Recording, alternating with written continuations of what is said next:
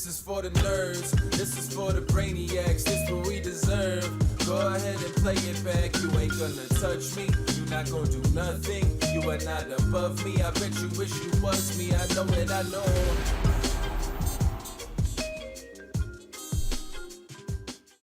What's up, everybody? Welcome back to another episode of the Only Friends podcast. We got a lot of weight to carry today, Tortua. Oh, God damn it, I did it. I did it. Yes, where the hell's my goddamn... Your shaker? I don't have my shaker. Oh, my God. Oh, no. Today's the day that it happens. You could I could have said Tortuga. Yep. Like you could have just not person. said anything. Oh. But you got to bring it back. I think you like it. You I didn't mean to. love it. I didn't mean Secretly love it. God damn it, Yep. man. I think at this point, instead of having a yarn ball for Chauncey, I'm just going to get him a lower third. There you go. Yes, let's start a Chauncey Twitter. He is very, very needy. I mean, this cat just wants my attention. He almost killed Jay Nandez yesterday. Yeah. That is true. Dropping the light on him, the ring light. But good thing Fernando has good hands. He got it. I haven't watched yesterday back, but I imagine that moment is clippable. Very, it very has to be clippable, yeah, for sure. Oh, man. Shout out to Matt, member for 6 months of the Nerds and Brainiacs. All right. We appreciate you, my man. Absolutely. He said, I was really hoping this podcast would start off with champagne and cider after the win, like Airball after celebrating his one win. Actually, unfortunately, I did not book a W yesterday, but we had a big weekend. Very big weekend. I lost 58.5 yesterday, but won 76.5 and then 376-ish or so. So up a grand total of like 380. Let's go. For the weekend. Mm-hmm. Pretty nice. And how many hours in? 50? We're just shy of 50. I think we're like 48 and a half or something. Okay, so halfway mark, right? Yeah. Mapped it out today. This thing should end May 14th. Very excited for it to be over. I bet. I'm ecstatic for it to be over. Which is weird because it's a really good spot. And I don't hate Heads Up the way I thought I would. Mm-hmm. I kind of actually... I won't go so far as to say I enjoy it. Just because I think, well, there's a lot of reasons. There's no, I like the fact that you play every hand, but I also hate the fact that you play every hand. Like there's no time off, you know, right. There's, you know, it's 7 hours. You're there to play. Like you have to be exhausted after each session. Honestly, I think I'm just like getting a little bit more conditioned to it because I wanted to play longer last night. I felt good. Really? Yeah. That's good. And that's the tail end of 3 sessions, you know? But I haven't initiated a single break yet. To give you an idea of like... Well, you don't have to. When are you ever going to have a chance to do that? I mean, he hasn't been taking all of his break time either. Right. Yesterday, he took 3 breaks and 2 of them were longer. So I think he did 8, 8, and 4. Oh, actually, yeah, yesterday was a normal session. So he did take all of his breaks. Okay, so he does always take all his breaks. I mean, but it's nowhere near what it used to be. Right. I wondered why. So he stepped away from the table like towards the end of the session. He goes, I'm not taking a break. I'm not taking it. And I wondered why he was freaking out, not realizing he had exhausted all of his break time. Yeah, exactly. Yeah. I forget. I wish I would have had it queued up, but someone in Landon's comments last night said that Nick's bladder is the best comeback story of the year. Oh, I saw that. That was actually hilarious. Very good tweet. Yeah, that was hilarious. We got a lot on deck today to talk about. Yes, we do. Before we get into it, quick reminder, new episode of Poker Out Loud Season 9 is out. Head over to solveforwhy.io if you want to check that out. If you don't already have a membership, you can get a membership for free. You get a free month plus a 2-week free trial, so 6 straight weeks. Meaning that you'll get to watch half of this season of Poker Out Loud, as well as the 8 previous seasons, if you want to get caught up on that.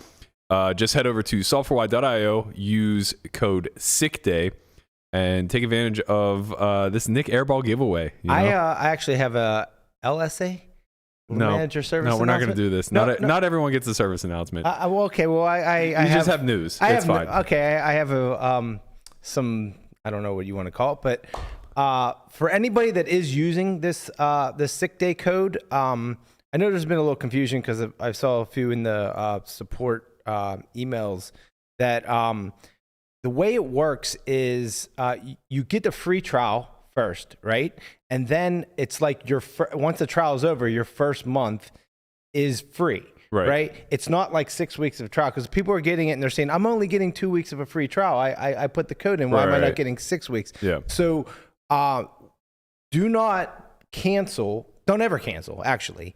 But if you happen to maybe going to cancel before, wait till the trial's over. Wait till the trial is over, because if you cancel during the trial, then your subscription will just end after the trial, and then you won't get the free month because the code won't kick in. So if you did cancel during the trial, because I think some people might have done that, just log in, go to the dashboard, and then click on purchases, and then hit reactivate account. And then once you reactivate the account, it'll say next invoice, and it should say next invoice for $0.00.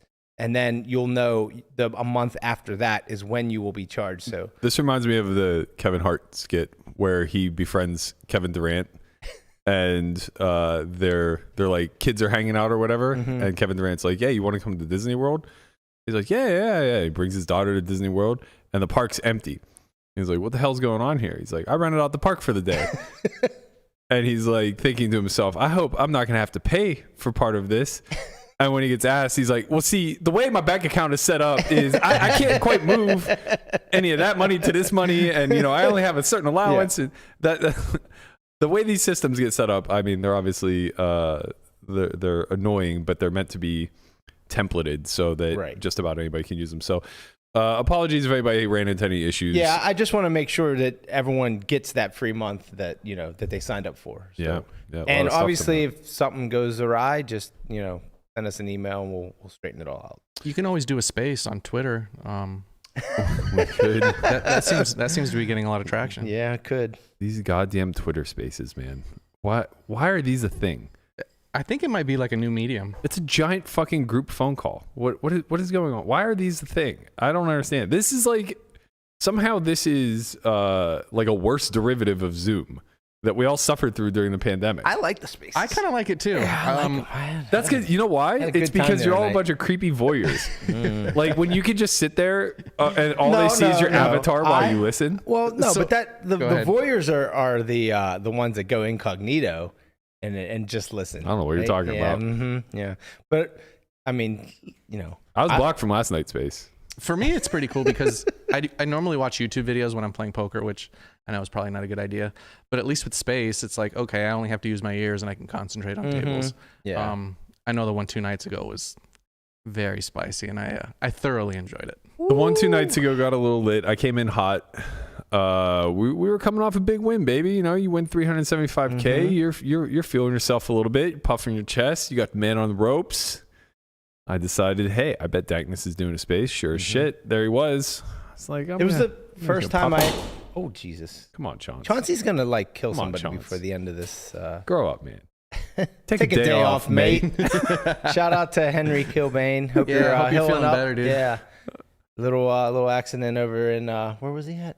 I don't know, Bali, I guess. Yeah, but riding his motorcycle 60 miles an hour like an asshole. It could have been worse, and we're rooting for you. Could have been much worse. What? Could have been much worse. Yeah, it could have. Yeah, it could have died, but short of that, he has 80 broken bones. He does have a lot of broken bones, but he seems to be in good spirits. So keep that going. Yeah. Yeah. So I decided to hop in there, see what this was all about. At that point, I still didn't have the Twitter app because I had made the conscious choice to get off of Twitter, which is going very poorly. It's smart to delete it from your phone, because if you don't, you're just going to click on it by habit. And honestly, jumping through the hoops of having to use the browser is annoying enough that it certainly cut my usage in thirds, but not down to zero for sure. So I jumped in on the browser, and they immediately acknowledged me, and I realized I can't speak. There's no microphone button or whatever. I'm like, what the fuck is going on here? So I download the app and then realize I don't remember my password, but I remembered Solve for Wise. So I come in on the business account, repping the brand. I love it. Yeah, of course you do. The manager's like, fuck yeah. Hell yeah. So we're in there repping the brand a little bit. Came in kind of hot. I hit him with the, I'm just here so I don't get fined. I don't really have much to say. And then kind of just let it fly, man. That session in particular, Actually, you know what? It was the session prior that I think really flipped the switch in my head as far as like Saturday session. As far as like what we're dealing with. I think that was the worst that I had played out of all 5 sessions, and probably I don't want to say the worst that I ran because like there weren't really any big pots to say that like, oh man, I ran so below EV in this spot or something like that. But what I was dealing with was like I was getting dealt the lower third of the deck a lot, and it was just like beating me down to constantly have no pair, and I felt like I was getting run over, and I felt like I wasn't playing all that well, and then I was missizing some spots and like missing others. Still won 70. I was gonna say, didn't you win 75,000? Yeah, still won 76,000. So you got a poor distribution, and you didn't play well, and you won 75,000. So what gives? Yeah. So there was a particular hand. Sorry, somebody said they recorded the spaces, and I said share it. Oh yes, yes. You know there has to be a recording out there somewhere. Everybody's desperate for this recording to come out. Mm-hmm. Honestly, oh man. Yeah, all right, we're on one right now. What possessed you to get on, Matt? Was there any particular reason? Well, I told Dankness, like we've been talking about it previously. He's like, I know you don't really want to get in the spotlight with this stuff. You already have the podcast to address it, and like why do more? I was like, yeah, but like I like what you're doing, and I'm happy to support it. And also, like, it sucks that people are only getting one side because Airball's in there every fucking time. Of course. Happened to not be in there this time, shocker. Why? But I was just like, yeah, you know, like I'll hop on post interview or post game, whatever, and just give it a short. And I really didn't intend on saying much, just kind of being a little. But I was hot, man. I was fucking annoyed because the arbitration chat was already like annoying the piss out of me with the back and forths that we've been having and the lack of any good faith discussion as far as like ironing out any issues. Like I was supposed to play 1K, 2K high stakes poker that day instead of the heads up match. Well, I shouldn't say it that way. I was 40%. There was a 40% chance I was going to get a seat to high stakes poker. And so I'd planned, you know, for that to be a possibility, and you know, kind of hit up the arbitration chat and was like, look, like this is the scenario. I told them the night before, I was like, I'm giving you 24 hours notice. I don't expect any grace in this situation. I understand that it will incur a penalty, but all things considered, how we got to this point and the fact that like, you know, this is a real one-off where it's like, you don't get to play 1K, 2K high stakes poker every day. A little bit of grace would be nice. And it was just immediately met with like a roadblock of like, fuck you. It's like, okay, like this is where we're at. I see. Then during the match, like, you know, there was some back and forth with that, whatever. But then we actually get into the match like 5 or 6 hours later after it was clear that if I missed, I was going to be paying a 10K penalty.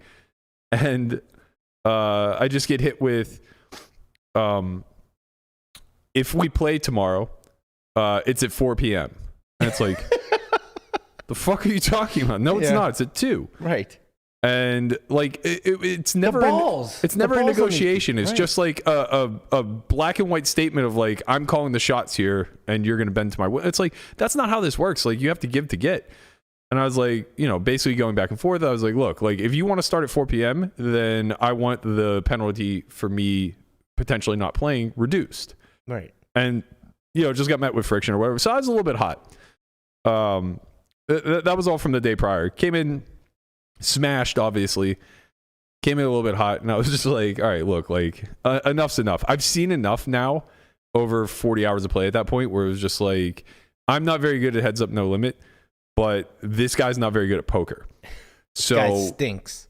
He stinks. Get your stinks in the, I forgot, in the chat. Man, we've lost the stinks. Yeah, ever since Helmuth and I made up. It's kind of brutal. But yeah, like, you know, there was a hand on Saturday whenever I thought I was playing really poorly that it was just like a clear indicator that, okay, this guy's in really rough shape. Like, he's just not sure what the fuck is going on. He's really feeling his way through the dark post-flop, where it was a 10-7-3 two-tone board, and I had 8-6 of the offsuit.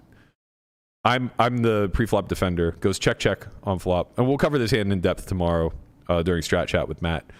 Strat Chat with Matt. Strat Chat with Matt. That is so good. Look at that. We just fell into a thumbnail. Mm-hmm. So 10-7-3 two-tone. I don't have any of the suits. Check. Turn 4, bringing another backdoor flush draw.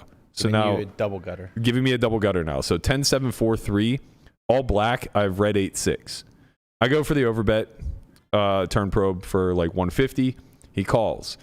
River pairs the 7 with all flush draws missing. And yeah, maybe I have a give up here. I'm not real sure, but either way, I just go for it and I like pot. And he like snaps and shows Jack 3. And I'm like, all right, man. I don't know that much about heads up, but I know enough about poker in general to know that this is a turn fold 100% of the time. Right. And sure enough, I got home and I looked at it. It's a pure turn fold, and it's just like, okay, like we got him. We got him in the shadows here. Like he's feeling his way through the dark. And if like when you see those situations and understand that like that's the reaction to big bets or whatever, it just kind of becomes clear of like, okay, there are so many areas that he's just going by feel on, that he's going to be torching EV. Yeah. And sure enough, the next day, all of that came to fruition. Like, I didn't run particularly great. I had a couple big hands and was fortunate enough to have them get paid. But like, there were some fucking incinerations. Yeah. Of EV. The thing is like, it's not 2006, right? Like if it was 2006, 2010, like he might crush. He might like it's that's how people played back then. They felt their way through. That's how I played back then. Yeah, of course. Yeah, of course. But like the best players now, they're too well constructed. They're too protected that for you to just be in there feeling your way through. You're right. You're going to be torching money. Well, like that's the thing is spots. Like I know that I give him a lot of guff because obviously we're not good at all, and I don't really have a ton of respect for him as a person or a poker player. But I will say that like his poker sense to some degree is okay.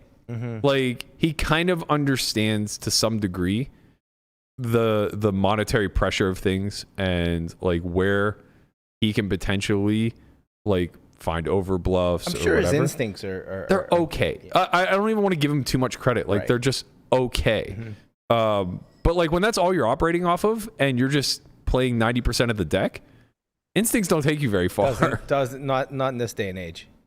All right, we got a special guest calling in. Oh snap! The man who hosts the Space for the Ages. The guy who's so proud that it wasn't recorded that now we're trying to find the recording. The one and only Dankness. Welcome, Will. Thanks for having me. You guys hear me? Yeah, you're good.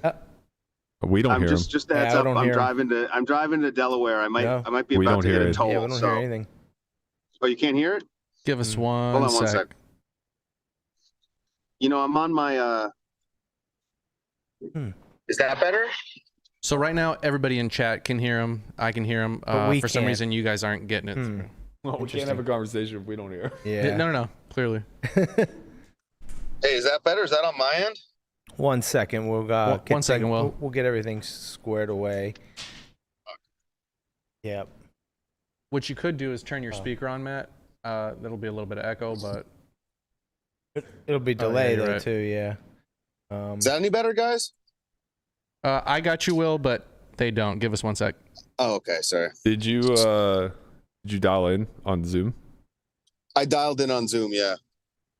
He said he did. He dialed in. No, I meant for you. You have to do it too, right? Or maybe not. Everything on my end is good. Well, shit. Here we are. Yeah. You guys can't hear me, huh? Let's just let him talk, I guess. Let him cook. I don't really know. Go for it, Will. The room is yours. We won't hear you. Well, yeah, if you can figure out how Berkey and Tortoise can hear me, that'd be great. But I've been really conflicted on the spaces because on one hand, I really do want to record them so that anybody that misses them can listen. But on the other hand, I am really conscious of that. a lot of the best ones, all the best ones have been unrecorded.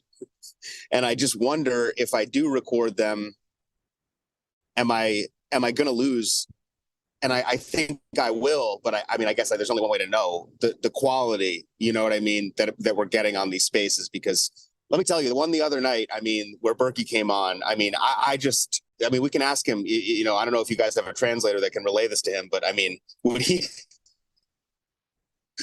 I'm curious to know, would he have said what he said had it been recorded? I assume the answer is yes for him, but he's also a special case. So it's a tough dilemma right now. I'm in the lab with my quants. I'm trying to figure out the best solution for the spaces going forward.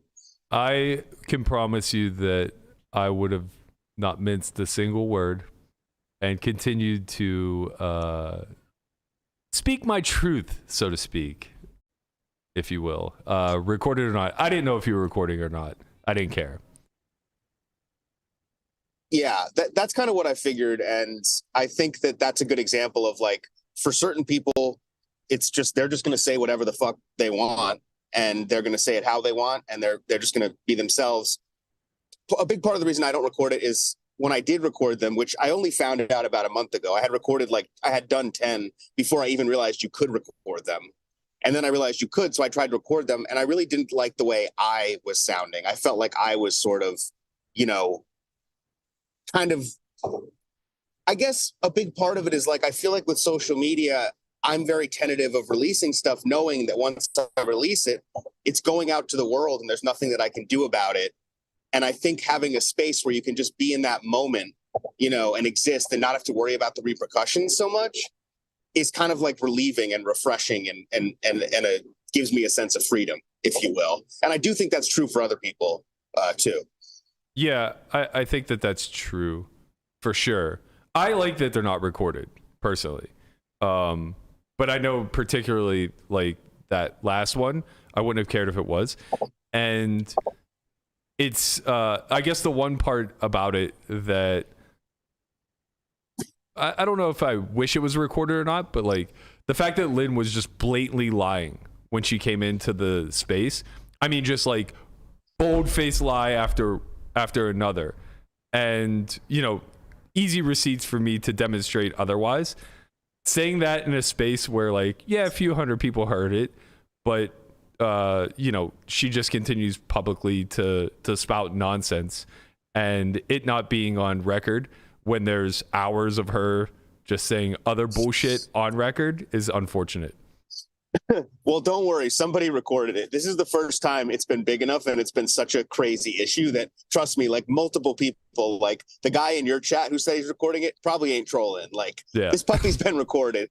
Whether it's sort of a violation of privacy is another thing, but That's this true. Was clearly a situation where people were not going to let this one go into the ether like they have in the past, you know? So, yeah. It's, to me, there's just this dynamic we live in where I think we're all kind of on edge. We all want to interact with other people. And the internet is the place we feel safe, or we feel comfortable doing that in a lot of cases. But it's still, like, it's not just interaction. It's not, oh, I'm talking to Bob. It's, I'm going to leave a comment for Bob that is going to be, you know, echoed into this, like, sort of pamphlet of history.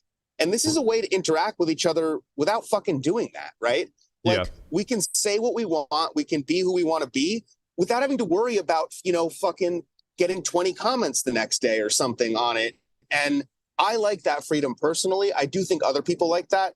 And it's a weird dynamic that I'm kind of new to, but the main thing for me is, my God, have these spaces been fun and enjoyable so far? You know, that's the main thing that I've been really kind of taking away, is just, yeah, I'm sorry that people missed them, you know, but plenty of people were in there, and let me tell you, those people got their money's worth. Not only did they get their money's worth, they didn't fucking pay money, and they got something from it. So, I mean, you also came in, and I'm curious if this was intentional, but you literally, like, said the speech about not getting fined, you know, like you were just here to show up and say the minimum. Right. You also, the first thing you said was, like, some kind of recommendation for Sean Deeb about getting, like, a colonoscopy or something. And I was like, this is so on brand for Berkey. Like, we finally have him in a space. It's not recorded. And this motherfucker is just going to talk big word shop for the next 20 minutes, isn't he? Was that intentional to kind of throw us off? Or was that just kind of in the moment naturally came up. I mean, Sean had the mic before me, and I'm just really interested in lifestyle, fitness, health, and I think the journey he's going on is like notable, and I want to help. It's one of those things where it's like, obviously he's ahead of pace, but a year's a long time. He has an uphill climb, and like shit's gonna happen. Like he's gonna get hurt. And I just kind of wanted to offer some advice. So that was not intentional to throw me off the scent of what you were really trying to get at. The I'm just here not to get fined. Marshawn Lynch speech was legit. I did it with Joey yesterday. For that one. Yeah. No. It was. I really don't have much to say. Like Joey interviewed me yesterday afterwards, and I kind of gave him the same spiel and didn't get hot. But I think I was like kind of boiling underneath a little bit. And you were pretty fired up, and it would have been one thing if you just came in because you were fired up on your own, but then you sort of left, and I never really ask people to come up unless it's like a really obvious one. But my co-host sometimes does, and I wanted to be known for the record. It was my co-host Coco who asked Lynn to come up. I didn't do that on my own volition, and that's what led to that whole transaction where she came up, then you kind of came back, and things got really crazy. And it was just a wild interaction. But like, truthfully, like you just don't have this interaction, right? Like it just doesn't. These things just don't exist in the regular social media world to this degree for the most part. And that's what people need to realize. So yeah, we're in the lab. We're trying to perfect them, trying to find a way for everybody to enjoy. But it's Rome wasn't built in a day, right? Yeah. I mean, they say? I mean, at the end of the day, like it's interesting to see, I guess people go through conflict. And yeah, I'd left the space. It seemed like, Once I'd said my piece, I figured you guys were just going to go off into something else. But Landon still had it up. And he's like, yo, Lynn's getting on there. So I'm like eavesdropping, listening. And she just comes in hot, like flat out lying immediately about the wedding. So I go back to the arb trap and I'm like, why are you lying like in this public space? This is a ridiculous thing. There's 1,000 people listening right now. And she asked for receipts, so I go back through the chat and I like quote 5 text messages, most of which she responded to, acknowledging that next Saturday's off or whatever. And from there, I just like listened to it devolve into like her shitting on me in a way that is not only not honest, but wasn't even like good. You know what I mean? Like. Not that I needed the help, but I appreciate it. Sean just like picked her apart point by point. And that was after I kind of got in and was just like, enough's enough. Like, what the fuck is going on here?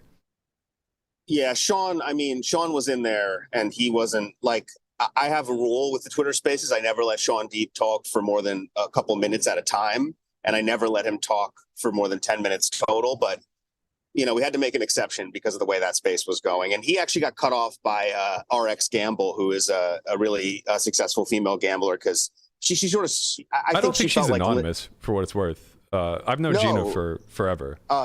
She's awesome. But I was honestly, truthfully, when Sean starts talking, I sort of start to check out mentally because it's just like a muscle memory thing. And when she popped in, I was like, all right, maybe we need to sort of round this into shape. But the whole thing was wild. It's sort of unedited, and it's a side of the internet that I really like.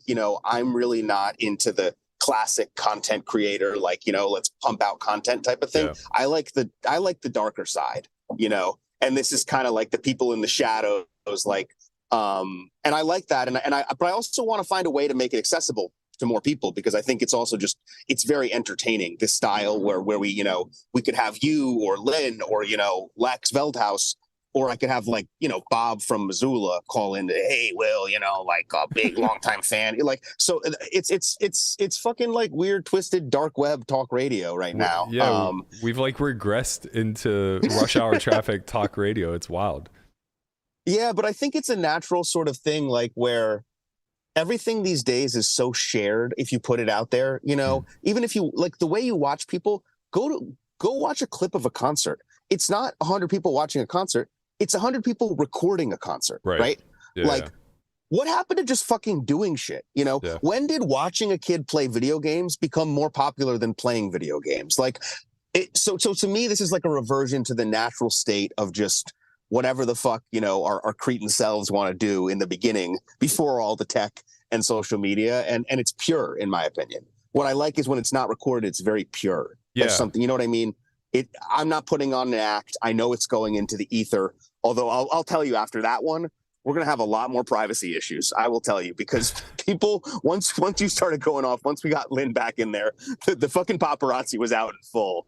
Right. And that's going to be a separate issue going forward, because I don't want to violate people's privacy. But man, I mean, it's you know, we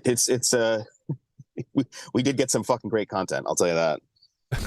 All right. So I have to ask you this. Is there anything you've done in Spaces more regrettable than cutting off the Deeb Lynn convo to switch to Feldman? That also, just so you know, that was Lynn was the one who suggested getting Ryan on. Yeah. She suggested, and it was in her defense, it was the definitely the smartest strategic move she made in that whole sequence. Sure. I'll tell you that the one thing I regret more than that was saying that your podcast sucked on the only one I recorded. But yeah, it's which is a big part of the reason I stopped recording. Sure. That's very fair. But no, to be honest with you, man, like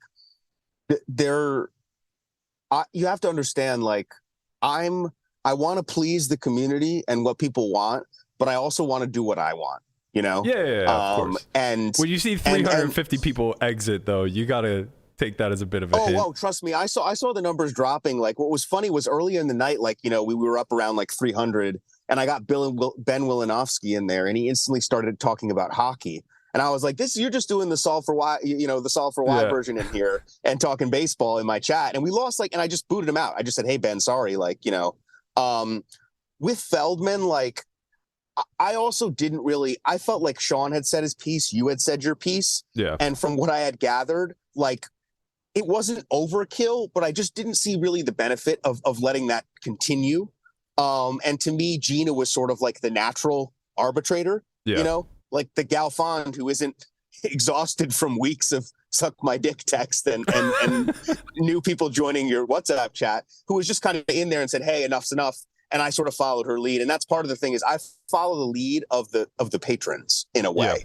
I let the thing evolve organically. Like I said, bro, dude, the first time I ever did one, Sean came on and I literally booted him while he was talking. I watched. And he came back on later. And I booted him again because I just couldn't deal with it. So that was the most he's ever talked. Everything.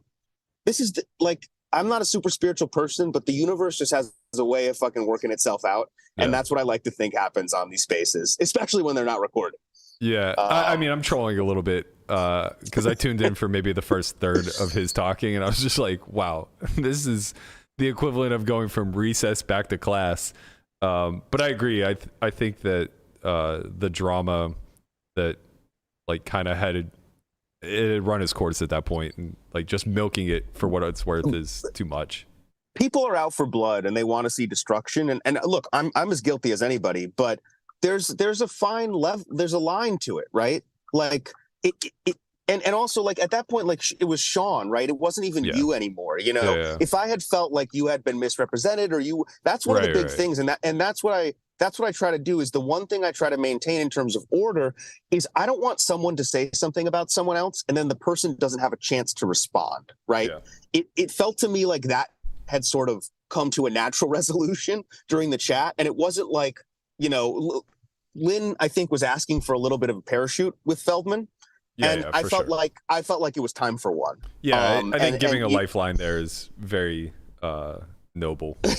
And I also got distracted because I have terrible ADD. So, you know, I'm you know, our first real interaction has been through Live at the Bike. I'm trying to get into the live game scene, and Ryan is the king of building these games. So that what ended up happening was, and I even said it, like, I'm like, fuck, I realize I'm talking to you about which type of celebrities you want to get into the game. I completely lost track of time because that stuff interests me a lot. And I was just sort of lost in that warp space. But trust me, I had people sending text messages like, it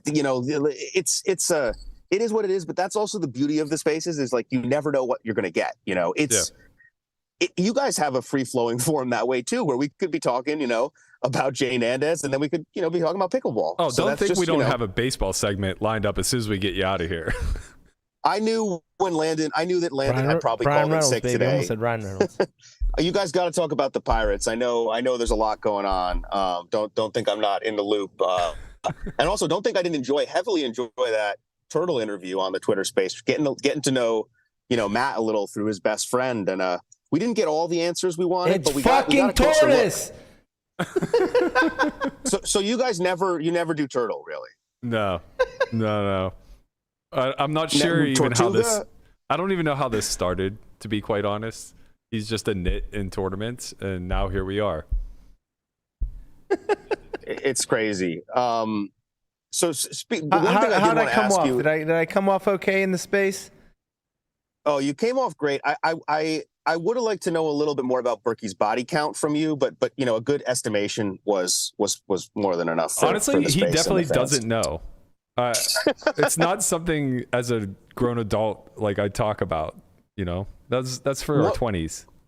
One of the things I wanted to clarify was, since you don't do any drugs or drink at all, did Tortoise sort of take the burden on for both of you at some point in life and do all that? And he sort of answered yes. So that was that confirmed a suspicion I might have had. You've heard some of the stories. That's the tip of the iceberg. Yeah, waking up in the closet with a Smirnoff bottle or whatever. I'm sure that's just the PG stuff.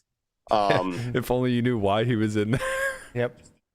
But yeah, I would tell him about how. Sorry, there's a delay for me if I'm talking over you, but I told him about how everyone tried to trick you into drinking alcohol when we were in high school and college, and putting vodka into orange juice, and you'd have to smell all the drinks in the fridge before you would drink them first. I had great friends, fuckers. We were a little immature back then. One thing I wanted to ask you, Matt, before we get out of here, just actually about the match, is like, you obviously in the space had a level of like supreme confidence. Yeah. And I heard you talking a little bit more on this show. Like, did that shift at some point? Like, you said you had a bad session, because I know you're confident in the match, I know you're confident in your own abilities, but that was a little bit surprising to see how confident you were, just to hear it. Yeah, I mean, I think after the very first session we played, my confidence was through the roof, because he was just like as fugazi as advertised. So that first weekend when we swung a lot and I had the opportunity to be up like, $500,000, maybe more, I was just like, oh, okay, like this is going to be legit as advertised. He's just going to keep punting money in the worst kinds of ways, kind of talking with my team, showing them hand histories. They're like, there's a lot of money to be made here. Then the 2-week hiatus where he magically got sick, he came back and his frequencies on flop C-bets were a lot better. His sizings were a lot better. And I think that one single session we played prior to taking another week off had me in a spot where it was like, damn, man, like this is going to be a grind. Like I actually need to learn heads up, no limit, because this guy's getting better faster than I am. And I was like, no, he has a whole other week to close the gap. And then we came back, and that Saturday, I didn't feel like I was playing great. I kind of was getting bottom third of the deck a lot and felt like I wasn't winning many pots, where I'd been redlining him to death the first 4 sessions. And then we played that hand that I described earlier, where he showed down Jack 3 facing turnover bet on 10-7-3-4 two-tone. And I was just like, okay, that settles it. Like, he's just mechanically more sound because he's mimicking sizings, but he is poker brain dead. And I'm just going to get to do what I want and make money in all the nodes that I know he's just going to be lost in. And then sure enough, the next day, we rip off almost 400, and it's like, okay, this is exactly as it's going to script. Yeah, so it was something where like you felt like you picked, you you figured out something, and then it kind of came into action and was represented very quickly, and we got the aftermath of that. Yeah, in the Twitter space, I mean, basically. it's one hand, you shouldn't read too much into it, but it's a hand that's like clearly indicative of massive leaks when it comes to understanding game theory. And as long as that holds true, we're just always going to be able to find the exploits, because you can't hide that stuff heads up. You're in the cage.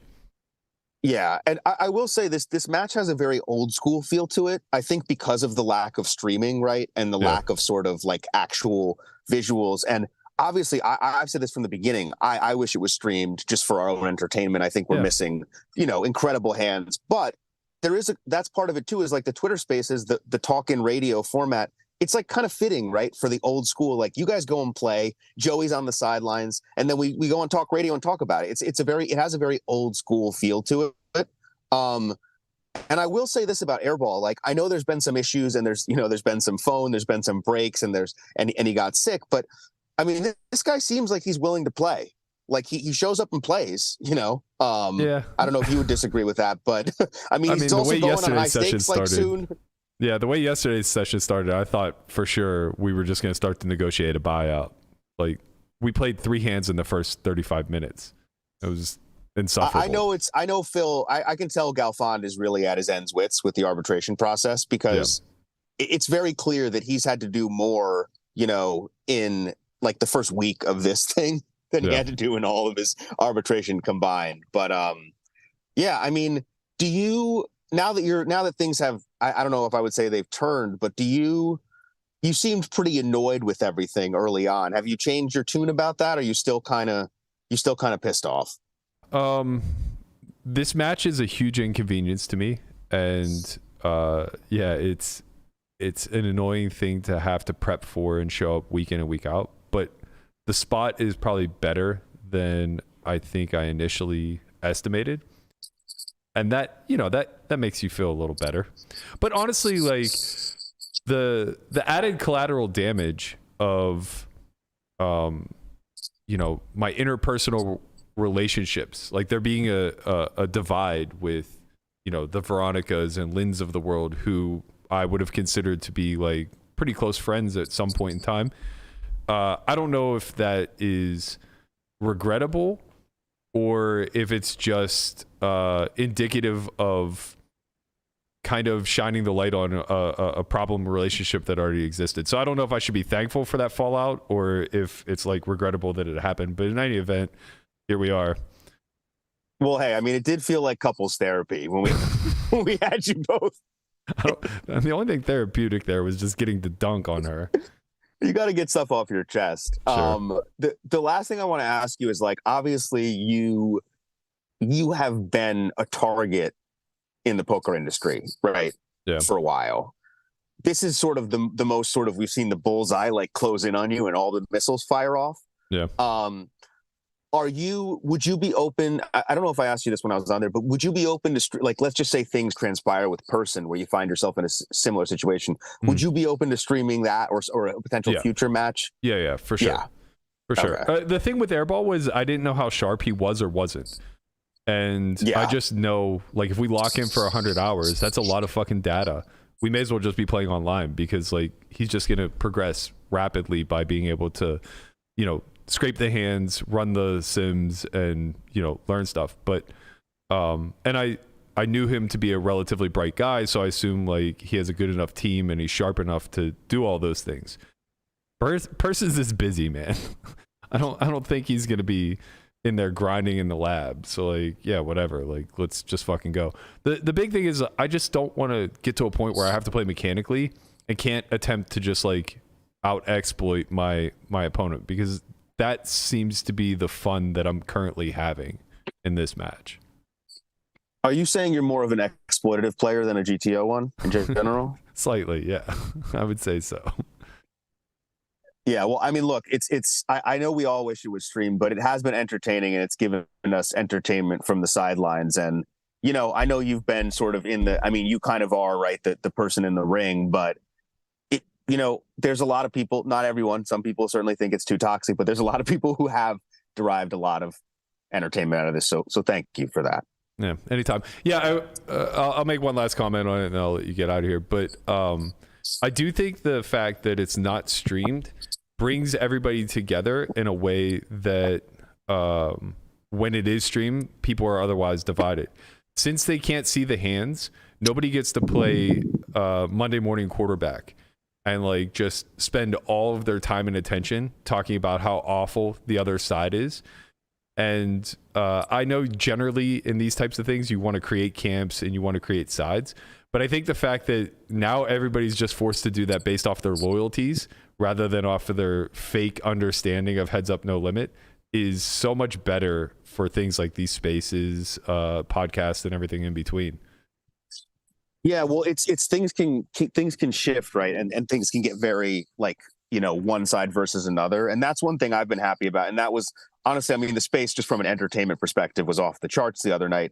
But that was the first time the Solve for Why camp's been in a space, right? Yeah. Like, you know, Airball, and this is how it transpired. Airball was in the spaces before any of this happened. You know, right. He's in there talking shit with me before he goes and loses a bunch when he's playing Rampage, you know, and so that happened organically, but we hadn't heard your side of the story, you know, right. in our spaces. Yeah. So what I've been happy about is that I've been able to stay for the most part, like kind of in the middle, you know, and it's tough with these things because that's where I'm at. Like, you know, like I've shifted, and I said on that space, like I've shifted back and forth, but I don't want to be biased or have to take sides. And that often is what happens in these situations. So best of luck to you. And thanks for coming on the other night. And, you know, I will say the one thing I said, because somebody reached out to me with the recording of certain parts. And I will say, I personally think the best way to do it is just to ask everybody who was involved if they're okay with releasing,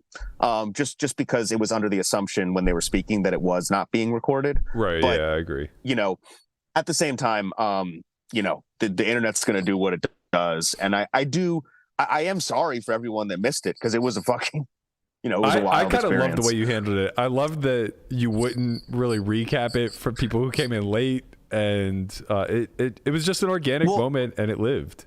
Now it's dead, bro. I mean, the people are calling in. How can I surmise what happened? It's also 4 a.m. You know what I mean? Like I got to wake up with my kid in like 3 hours. Like the last thing I want to do is like, you know, tell Bobby from Wisconsin, like the whole breakdown of the fucked up dark web couples therapy I just fired off, you know, while my wife was sleeping, you know what I mean? And waiting for me to come to bed. So yeah, you know, these spaces are their own thing. And, you know, but I do think I know they provide a nice sort of, you know, space for us to get together and chat. And I hope we can have you in there, you know, and you know, you're not going to get fined this week, but you know, next week, you know, is a new week. So we'll see. I'm here. Hey, tell Phil from Poughkeepsie that we said what's up and good luck.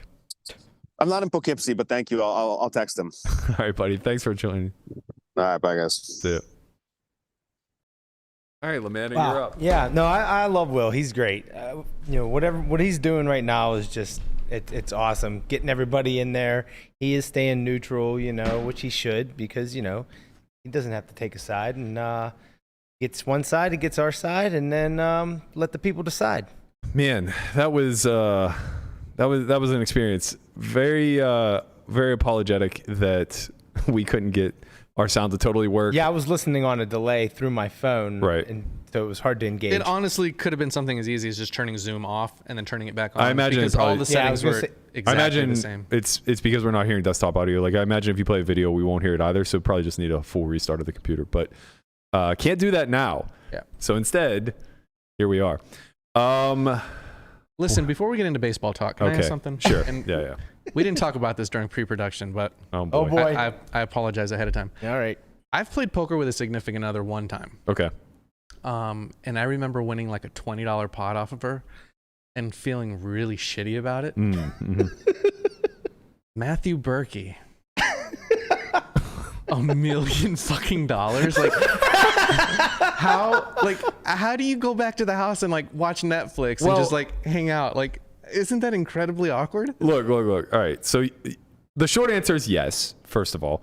But the longer answer is that both Lynn and myself are incredibly competitive. And part of that competitive spirit spilt over into the relationship and, you know, kind of came to fruition through playing. Like, I don't think she thinks I'm very good at poker. She took me to every fucking game she played the entire time we dated. And That's wild. And also, it wasn't like it was inconsistent. I was beating her before we dated. I was beating her when we dated, and I was beating her after we dated. So it's like, you know, it's one of those things. Sometimes you just hold over on another person. Can you hear that? What? Okay, see. Yeah. A little test there. Whatever it was, I couldn't hear it. So yeah, I mean, you know, it's one of those things that's like, of course, we just had to like figure out a way to deal with it. And in some regards, like, it forces a lot of empathy and communication to take place because I feel awful when it comes to like friends and people I'm close with, gambling with them.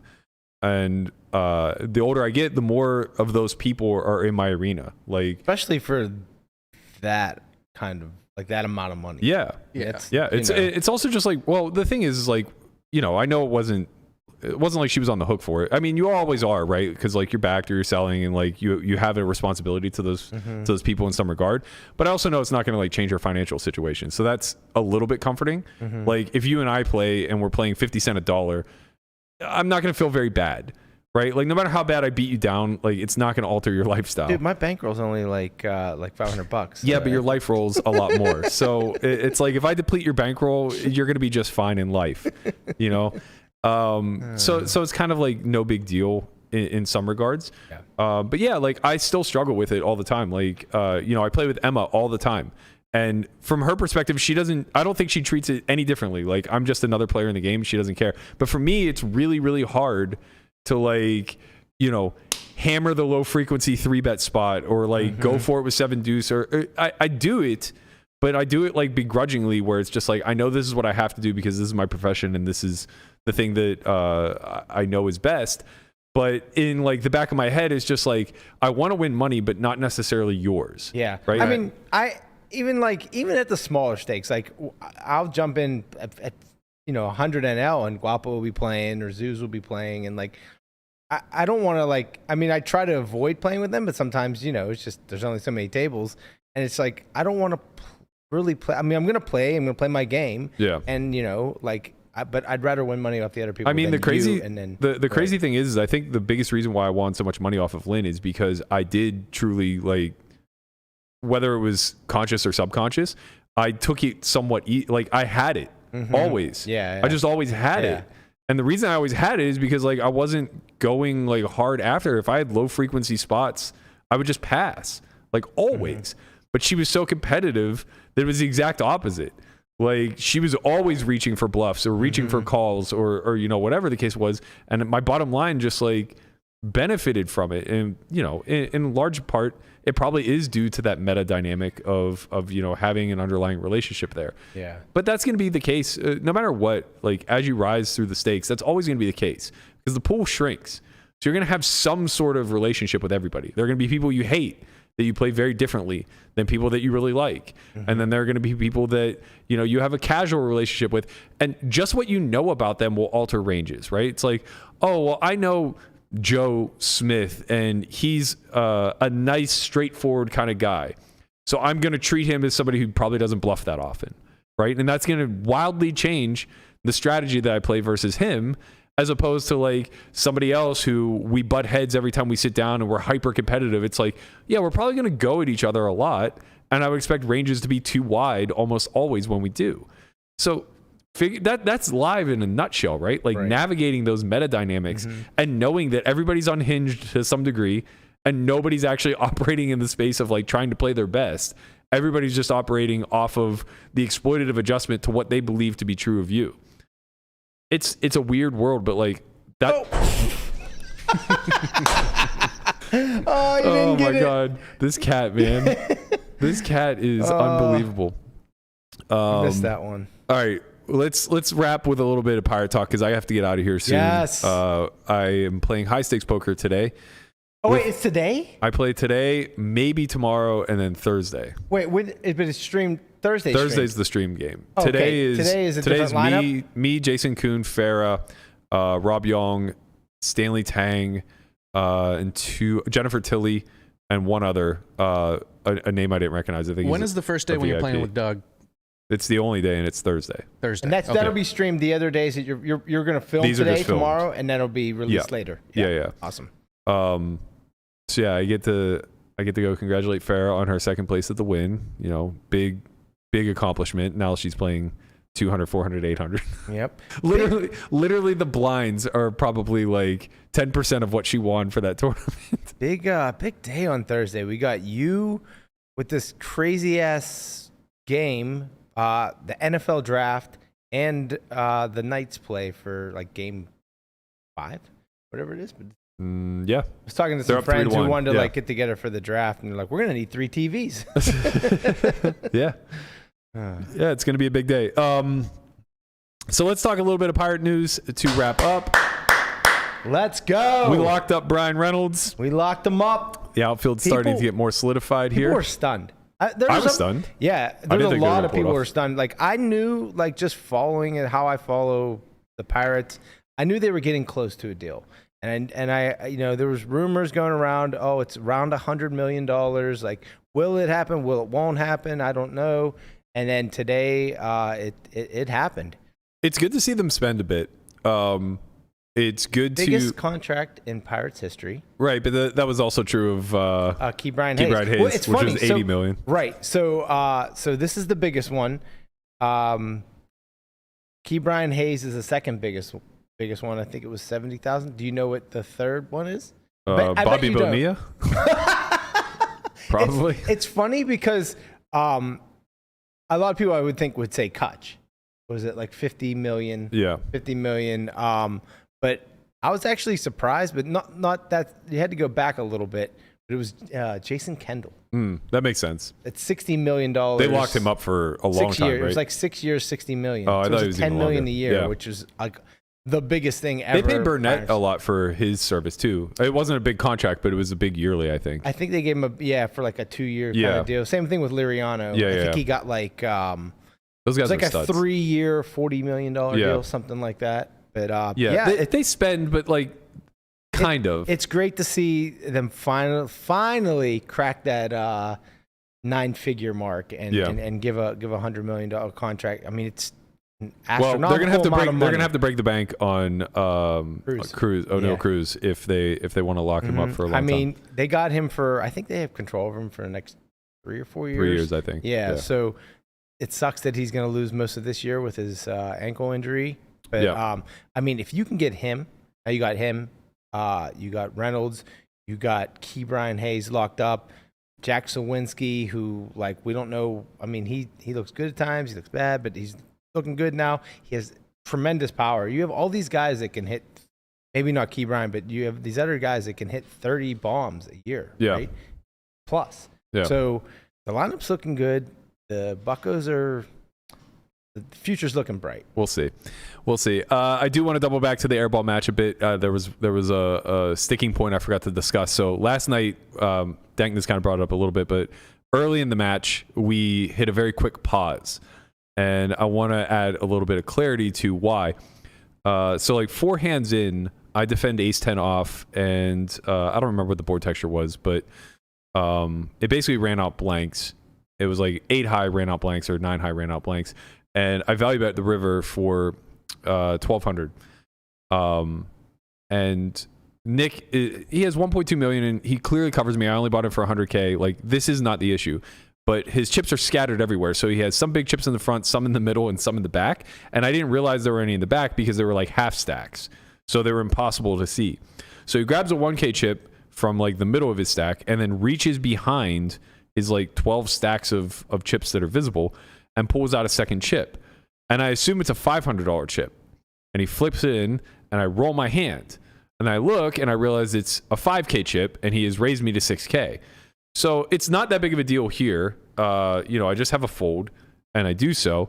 But I realize that it could become a big deal in the future, right? Like, I don't want to have to think about what chip he's pulling from back there, right? Whenever he's reaching behind the stack, and I don't want to have to assume that it's I don't want to make any assumptions. So I just simply ask, can he put his big chips up front? And he calls the floor to get a ruling as to whether or not he has to. And so Leon comes in and he goes, yes, that's the rules. You have to do it.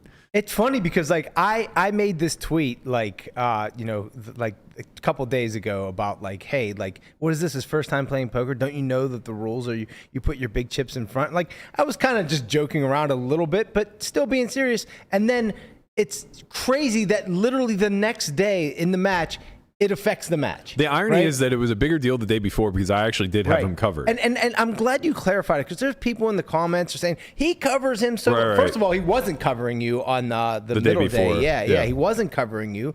But like, okay, yeah, he bought in for, because we bought in for whatever it was, 1.2 million, and they're like, he's 12xing him. Why does it matter where his chips are? Right? Like this doesn't matter. And well, you can clearly see that it matters. Yeah, I just don't want to. I don't want to get angled, and I don't want to make a mistake. Exactly. Obviously, I know I'm covered. You guys are playing. You're playing fast. I'm sure you want to see a lot of hands. You have no idea how fast I play. Right. I'm sure very fast. Right. Like I am making decisions. I love that. I'm putting chips in the middle so quickly, and like I'm not doing. This is the other thing I need to stop. Is he'll declare his hand verbally, and I'm used to giving Wells the VIP treatment. Right. So he'll declare his hand verbally and I'll instantly roll. Right. I'll just instantly roll. And I did it like a dozen times. And every single time I go, stop doing that. Look at his hand. See what he has. Right. Make him show. Right. But I'm so interested in getting in as many hands as possible and playing as fast as possible that I'm just instantaneously reacting to whatever the situation is. So like I see two chips go in the middle. I think it's a call. I immediately roll. Right. He announces his hand. I just immediately roll. He's doing the exact opposite. He's holding his hand. He's like nit rolling me in spots. He's slow rolling me in spots. And it's like, I don't care. Like the etiquette aspect, I don't give a shit about, right?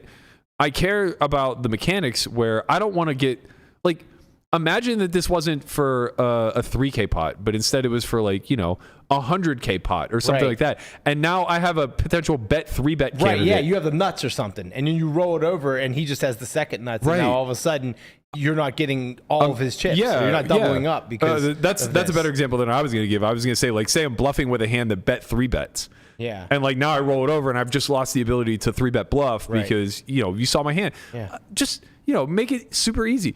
So of course he turns into a petulant child and he goes, okay, I'll move them in my own good time. And we deal another hand out. My own good time. It literally takes 2 seconds to move your fucking chips. But so we deal another hand out, and I think like, okay, he's gonna play while he moves them. He doesn't. He just like there's a video of him just like leaning back in his chair with his cards capped, and he's just doing nothing. So of course I get on my phone and I start texting the arbitration chat, and I'm taking a video of him doing nothing. So now he calls the floor and he wants my hand killed because I'm on my phone mid-hand. I'm just like, what are we even doing? I apologize to Leon today. I text him and I go, bro, I'm so sorry that you and your staff have to deal with this. Like, at least I'm being paid well for having to suffer through these fucking antics. Like, I know that he's young, but like he's absolutely a petulant child. Right. And it's weird. Joey asked me afterwards. He's like, I come in here, it's a little bit tense. Like, what's the overall demeanor between you two? And it's like, I was very honest and I'm genuine to the core when I say this. Like, Nick is a very nice guy. He's apologetic when he does like the littlest things that don't need to be apologized for. Like he tripped over my phone cord and was like super apologetic. Or like we were playing in Bellagio and he accidentally like touched my hand while he was shuffling my chips.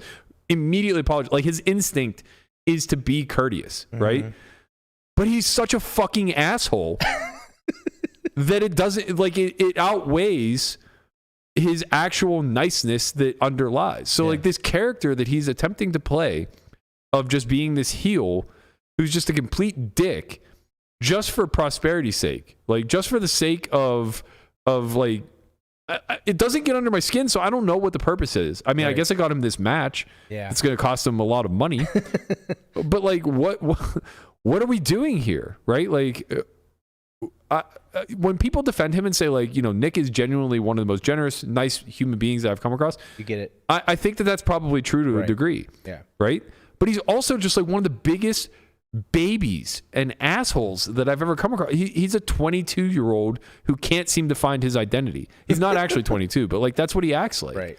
He reminds me of just a spoiled brat, to say the least. So yeah, I just wanted to clarify that. We ended up playing like 4 hands in the first 35 minutes. as a byproduct of this. Phil, just kind of was like, look, like, please don't make me rule on this. Yeah, of course. And then we got back to a normal pace thereafter. Phil's doing the Lord's work. I owe him and Farah a very nice dinner. I'm so sorry. I don't know how you got dragged into this. I'm so sorry that you were offered as an arbitrator, and I'm so sorry that you accepted. I just want to be on record. This shouldn't be anyone else's problem. All right. I'm so apologetic. That's gonna do it for us, though. I gotta head out. I gotta get down to the studio. There's some sort of like pre-game interview type of thing. So that's it for us today. Thank you guys so much for tuning in. We appreciate all the support. Please, if you're not already subscribed, don't forget to hit that bell. It'll also give you the ability to chat. If you want to become a member, go ahead and click that link in the description below. You become one of the Nerds and Brainiacs. We are actually going to be doing a fun contest giveaway for all the members. We haven't ironed out the details yet, but I can tell you what the prize will be. We are going to be giving away our tag team partnership in the WSOP. So I guess, how many of us are there now? 5? 5 of us. Yeah. 5 of us. So we'll be giving away 5 winners. Each of you will get to partner with one of us during the tag team event. Obviously, it's going to be a complete free roll. And one of us is going to win it. Yeah, of course. I mean, Corey if you want a bracelet, then... Corey almost won it last year. Yeah. But you got to be a member, right? Not just a subscriber. Right. We're going to set it up so that it's for members only. I think that's good because the members deserve... they've been with us. They're the most ride loyal. or die, so, baby. That's right. Yeah. So they got to get something out the deal. Yeah. Haven't figured out necessarily what we're going to do yet. We were thinking about like maybe doing some sort of free roll play or something along those lines, but we might do something a little more fun that we can actually do on the pod. Mm-hmm. In any event, click that link below, get you a membership, become part of the Nerds and Brainiacs crew. Leave a comment, subscribe, do all those things. We'll be back tomorrow, I believe noon again, unless I'm slated for the high stakes poker, in which case we'll be here at 11. It's just me and the tortoise this week. Hey, Guapo on the ones and twos. We got it. We're gonna hold it down. Matt Hunt actually will be joining us tomorrow. We're gonna be doing strat chat with Matt. That's right, strat chat with Matt. So be sure to look for the start time, either 11 or 12, depending on if I'm playing or not. We'll see you guys all then. Peace.